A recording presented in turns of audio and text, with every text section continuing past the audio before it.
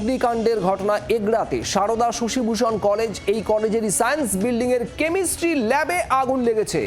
দমকলের দুটি ইঞ্জিন ঘটনাস্থলে পৌঁছে আগুন নিয়ন্ত্রণে আনার চেষ্টা চালায়। ছবি আপনারা দেখছেন সেই ছবি, এক্সক্লুসিভ। পূর্ব মেদিনীপুরের এই কলেজ সারদা শশীভূষণ কলেজ, এই কলেজেরই সায়েন্স বিল্ডিং এর কেমিস্ট্রি ল্যাবে আগুন, ধোঁয়া বেরোচ্ছে দাউ দাউ করে। আপনারা দেখতে পাচ্ছেন সেই ছবি।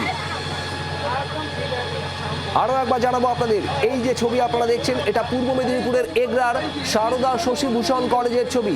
এই কলেজেরই সায়েন্স বিল্ডিংয়ে আগুন লাগার ঘটনা, কেমিস্ট্রি ল্যাবে আগুন লাগে। কিরণ মান্না আমাদের প্রতিনিধি রয়েছেন আমাদের সঙ্গে। কিরণ, এই মুহূর্তে কি পরিস্থিতি, কি থেকে আগুন?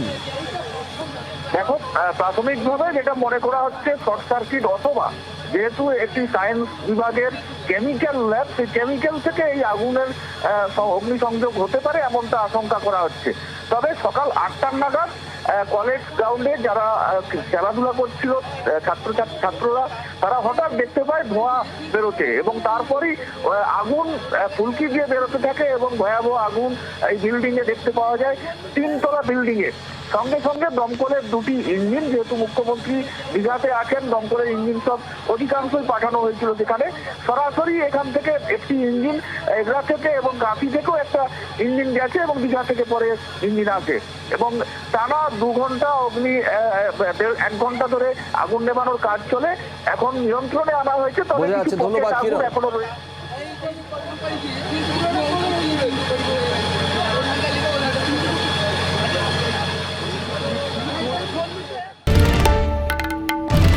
বাংলার আওয়াজ, বাঙালির আবেগ, জি 24 ঘন্টা।